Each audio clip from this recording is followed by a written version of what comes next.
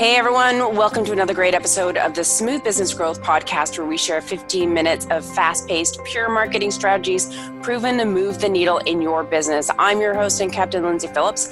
I'm the founder of Smooth Sailing Business Growth, where we help busy entrepreneurs attract and convert customers faster through powerful and consistent content marketing. In fact, if you go to smoothbusinessgrowth.com at the end of the show, you can download your social media roadmap to help you do just that.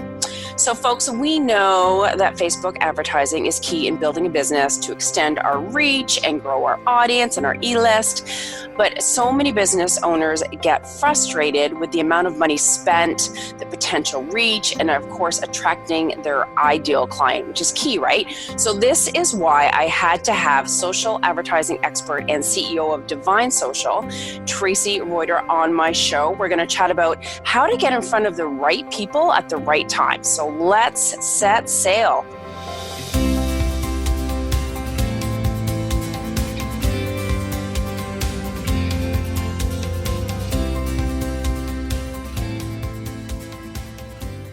Welcome aboard, Traci. Great to be here, Lyndsay. Thanks for having me. You betcha. And of course, we were chatting offline about Facebook and ads and just, attracting the right people, warming people up. I mean, targeting can feel crazy elusive. Sometimes it feels like a crapshoot. What are we missing? Why do we struggle with this? Well, I think there's a couple things, right? Sometimes, we don't go deep enough. Targeting with Facebook can be like, if you make it the end all be all, I think you're missing the boat. But if you don't give it enough honor and attention, you're missing the boat there as well. So it's kind of balancing the two, right? Sometimes we think that I see people that get so nitty gritty with their targeting that it's almost like they're over architecting it. Oh, interesting. And then I see people who are like, that's the best that you could do. Like you couldn't think any further than that. So, sorry, just want to be honest. That's hilarious. Yeah. Like, wow, there's so much more. In fact, I've got, we have somebody on our staff that's her entire job her job is research and audience building. Ooh. Because it is a really important piece. It totally is. I mean, and plus the part that I think a lot of people get hung up with too is that, in the back end of Facebook ads, there's so many options and like variables. It's like, what are those can you kind of talk about those options so we can kind of get it straight in our head a little bit? Yeah. So there's three main things when it comes to targeting. And we call this section, this would be like cold traffic, right? So when you're looking at people who don't know you, they've never heard of you, they're not part of your ecosystem. So there's three big buckets that you can put cold traffic in. One would be interests, right? And so that's things like sailing, right? I like sailing. I like the ocean. It's something very broad like that. Right. Then you have what's called lookalike audiences, and those are going to be built off of existing data that you have on your own business. So it could be lookalikes. Lookalikes are essentially Facebook takes their. They have don't be afraid, but they've got over 2,000 data points on all of us. Oh yes. As a business owner, it's not a bad thing, right? So. They've got all this data. And so what they do is you take your website traffic and you say, Facebook, give me the people who most look like these people. Yeah. Right? So they take those data points and they match it. So you can do lookalikes off of website traffic, off of fans, off of Instagram engagers, off of purchasers, off of people who have opted into your email list. So that's a whole opportunity. And what's cool, Lyndsay, is you can do everything from 1% of the Facebook ecosystem to 10%. So that list can be huge, right? So that's all also cold targeting, right? People who most look like whoever you're asking Facebook to match. So that's number two. So number one was interests. Number two is the lookalikes. And then number three is something that we're starting to test more and more. And that is what is essentially broad audience targeting. And this is kind of a little bit the wild, wild west right now, but that we have a client where, all we're doing is we're saying, okay, we want women between the ages of 18 and 65. Facebook, go get us what we need. Now, we typically only use that in situations where there's been a lot of data on the account. So if you're just getting started, I would not start with broad audiences. That might not be the right place. But it is actually a viable option these days that it didn't used to be, just a short period of time ago. So those are the three big buckets. And then interests, you can break out into a couple of different things, right? You can look at things like actual Facebook pages, people, personas, shows, books, authors, groups, hobbies. Like there's so many different ways to really dive into it. One of the things we do is we do this avatar map of our clients' and think, okay, who's the ideal person and what are their, their psychographics, not just their demographics, not just they have kids, not just that, right? But like, what are they like? I like that term, by the way. Oh, the psychographics? Psychographic? I've never heard that before. Yeah. So demographics is right. What we all know, right? Age, sex, all that kind of stuff. But the psychographics is the who we really are, right? Are they a Game of Thrones addict? It's really funny. Yesterday, one of the gals on my team, she's just had a baby a few weeks ago, and she got targeted with this ad helping people who really drink too much wine to stop drinking. But strangely enough, we can see how she was targeted, and she was targeted with people who like wine and who like this Christian author. And we were like, oh, interesting. Well, that's really interesting. Do they know? Like, is there something we don't know about? So sometimes it's just being creative to really understand who it is that you're trying to talk to. I love that. And I love you almost have to extend your thinking of, who you want to target. And I love like those people that are following these people, these people that are going to this page, or, people that, I don't know, are following Frank Kern. Like those people love to do online marketing. So they would be my, potentially an ideal client. Potentially, right. Yeah. So like thinking in those different lines. And I think once you're exposed to those different options or variables, the wheels can start turning and you're like, ooh, the options. Yeah. So Lyndsay, here's what I think people are missing. Okay. And I see this a lot, right? You spend all this time and energy, you develop an offer, you work really hard to get all your emails written, you get your landing page looking beautiful, and you've done all this work and you're freaking exhausted, right? Like you've got everything ready to go. You're like, oh crap, okay, I should probably run some ads. And by that point, your tank is empty. Like your creativity is empty, your tank is empty, and you essentially just want to slap something up and you put a couple of interests in there, and then you don't get the results you want and you think, oh, Facebook ads don't work. Where we actually have to treat that as a huge part of the process, just like the offer creation, all that other piece. And so dedicating some time, and it might be, 30 minutes, it might be an hour, it might be 2 hours of just sitting down and brainstorming. If you saw the spreadsheets we have for every single client and all of the possible interests, it's insane. It's absolutely insane. I can well imagine. Yeah, because we're going to always, of course, we manage right now about $3 million in ad spend. And so it's, we have to constantly be testing new things, but it's no different if you're running, $10 a day. You need to have all those audiences waiting for you so you can test them. That's so true. And you brought up a good point about how people, they just throw together some ad, test it, and then it doesn't work. But it's like, just like the landing page, like you want to increase the conversion. So you want to tweak the headline, split test, whatever. You want to do the same thing and give the same attention to your Facebook ads. Yeah. And people get worried because, they're putting money behind it, right? Like there's, I know. The co-host of my podcast years ago, when I first started really going deep into paid social, she'd be like, oh my gosh, it's so stressful. It's like playing, it's like going to Vegas and putting it all on black. And I'm like, no, you have to think about it as you're getting data. Like you're investing money into to accelerating your data collection. Like this is priceless information.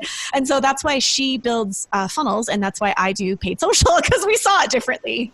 That's hilarious. Yeah. But you're so right. It's such great data, and you're learning more about your avatar. And once you dial things in and something that works like gangbusters, like I've got a client that does a Facebook ad and it's been worked for a year, and I'm like, isn't that stale? Can you find any more people that want it? Which is rare, by the way. I mean, we have a few of those as well, but that's actually getting harder and harder. So sometimes we give up too soon, and we don't let it get a chance to actually get some life behind it. Percolate. Yeah. That's a great tip for sure. Have patience, people. Yes. Oh my gosh. There's a saying in advertising in general, whether it's paid social online or it's billboards or whatever. And it's that there's a chickening out period for even the biggest of advertisers. And it happens usually around the third invoice, right? Which would be 90 days. And typically we don't see optimization until 120 to 180 days. So be patient, like have a long game mindset. Your business will thank you. Good to know. Thank you for that reminder. Now, I do want to touch upon, because you brought up, targeting for cold audiences. And I've seen people that they want to, throw up ads to a cold audience, even to buy things, and it's like not necessarily going to work.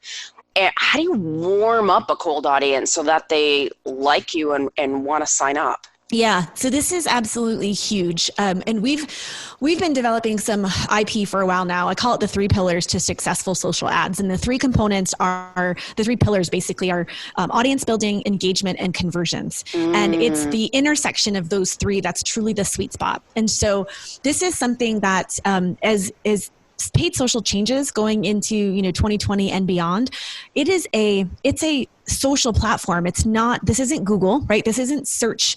This isn't intent based, right? Where people are looking for your solution. Yeah. And up until this point, Lyndsay, I shouldn't say up until this point, but for a really long time, you could slap up an ad that says, hey, I'm awesome, buy this.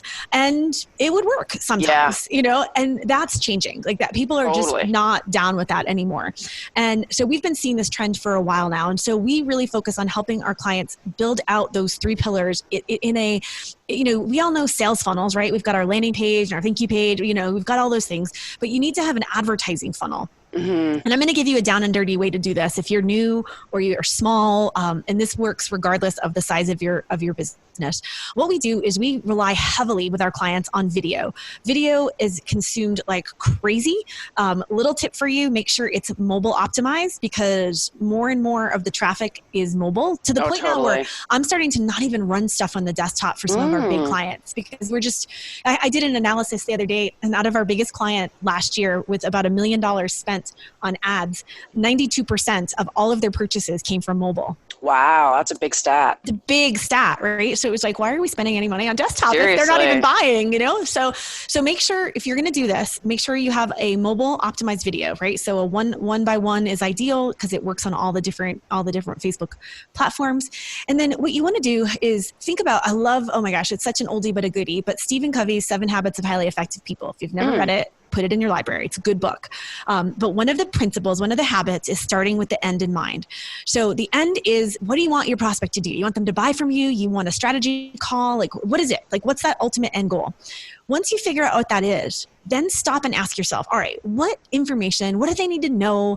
What do they have to have between their ears in order to get to that step, right? How can they fall in love with you? Because when we put up an ad and we've never built a relationship, that's the equivalent of some dude or some chick coming up to you and saying, hey, you're hot, let's get married, right? Totally. We joke about it, but we do it. It's true. Right? I know. We do it. So if you start with the end in mind, you know what you want to do, and then you work back logically, what's missing from that potential prospect? Like, what do they not know about that they need to know that if they knew would move them one step closer to doing business with me?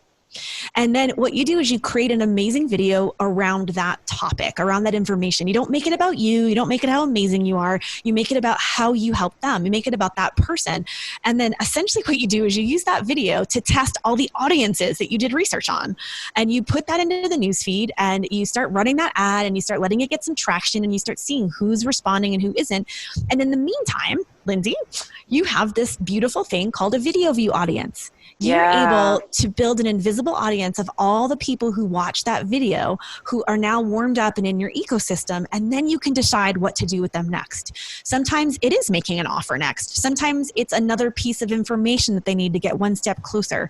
It all goes back to the customer journey and understanding how people go from being complete strangers to falling madly in love with you.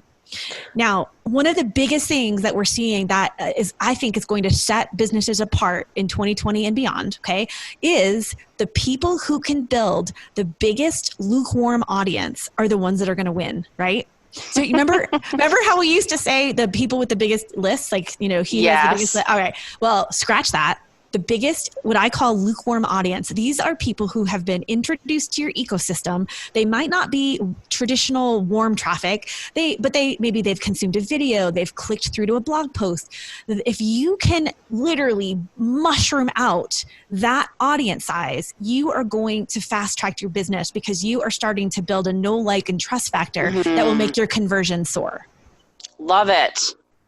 Yeah, it's old, man. It's really big. We realized recently as a team that we're not doing a good enough job even highlighting that to our clients, because that is the key to the success of all of our client campaigns, is that lukewarm traffic. Is really, really focusing on that and not getting so hung up about the conversions. I mean, granted, we still all need to make money, right? Like we're not in this for, we're not in this for fun or for, it's not a non-for-profit. Yes. But we've got to focus on the right behavior, and it's one thing comes before another. It's all about sequential, actions. It's kind of like a 1-2 punch kind of scenario. You know what I mean? Exactly.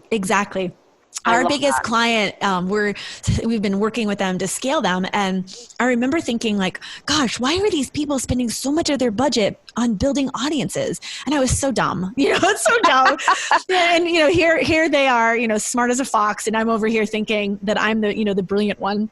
And the truth is that now that I look at the decisions that they made, now granted, this is a nine-figure company. This isn't a tiny business. I have seen firsthand what ballooning up that lukewarm audience has done to their conversions. And we've passed that along to all of our other clients. And now it's just a matter of reminding our clients like, hey, like, yes, okay, this was our ROAS this month. This was our return on ad spend. But look at how many new people we got into the lukewarm traffic level that we can now move through the process. That's everything. And that's the thing too. I think part of the approach is that, like you said, the right thing, where it's a long-term game where, you want some short-term, signups for your webinar and what have you, but like there is that long-term element. And I think people get it in their head that because I'm doing a Facebook ad, I'm going to get like instant ROI. Yeah. No, I mean, Facebook. So I think Facebook or, Instagram or any social ads should be kind of like, all right, I decided I'm going to do email marketing, right? Email marketing isn't a one-time hit. It's it's an ongoing, long-term, essentially lifetime habit of your business. And I believe that your social ad should be the same thing, that you should go at it from a standpoint of you're always going to have ads running. Your goal is to create a machine that is always taking these cold interests and funneling them through into your ecosystem so that you can woo them and like have them. Don't we all want clients that and customers that just are madly in love with us? Like, right, I just asked a couple of my trusted clients a scary question today. Like, what do you think is the best thing about working with us? And what do you think is the worst? And I was like, oh, I don't want to hear the worst. But of course, the client who's the most in love with us is the one who answered first. And it's like, oh my God, I love what I do. Like, this is so good. I know. That's awesome. That's what, if you're really doing social ads right, that's how you should be thinking of it. I am intentionally creating a process to get these strangers to slowly and systematically fall in love with me or my offer or my company. Yeah. Or whatever. That's how we should be looking at it, instead of just like, hey, I gotta make this sale.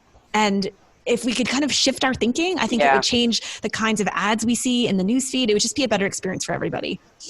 I agree. And it's like even the types of ads that you see nowadays, they are more like, let's connect, like relationship-y. They're not like hard. There are some hardcore sales, but I'm starting to see more and more of that feeling, if for lack of better terms. Yeah, people are starting to wake up. Like I've been talking about this 3 pillars thing for the last 4 years, and apparently I've not been talking about it loud enough. But now I'm starting to hear some of my peers and some other people in the industry say the same thing. Like one of my closest friends, she is the director of accounts for a huge Facebook advertising agency. They do I think they manage as much in like 2 weeks as my team does in a year, right? And she and I used to get into these arguments about this whole concept of warming people up. And one day I can't remember what she said to me, and I was like, okay, you know why it doesn't work for you is you're not using intentional congruent content. You're just slapping up something and hoping that it's going to go to the next step. That's why that whole Stephen Covey begin with the end in mind concept is super important, and work backwards. Yes,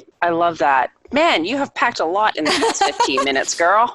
Well, it's a topic we do this, and I swear to God, I do this in my sleep sometimes. I'm sure. I would just really believe that if this is, if more people understood how to do this the right way, we would see so many people's businesses just really explode. So it's fun. Thank you for having me on to talk about it. You betcha. And I know you've got like a mini class that you can share with our listeners. And I would love for people to connect with you, ask questions, and kind of check out what you're all about. Yeah, I'd love, if anyone has any questions or wants to dive in more. We actually have the 3 pillars that I mentioned earlier. I have a free mini class that kind of goes into it in more depth. Sweet. And you can get to it. We've got a special page for smooth business growth listeners. And if you go to divinesocial.com/SBG, you will find it there. And all the ways to connect with me on social are also on that page. So Perfect. Thank you so much. I know I've learned, and just kind of, it helps me think about my Facebook ads that I'm about to launch, and just warming people up and putting the social back into social advertising. yes. You've given us so many great tips. Thank you so much. My pleasure. Thanks for having me, Lyndsay. Awesome, folks. So this week's 50-minute cruise to move the needle in your business has come to an end. Thanks again to Traci, who is awesome. And if you are looking to achieve faster growth through content marketing, look no further than smoothbusinessgrowth.com. Have a profitable and productive week, and may the winds always be at your back.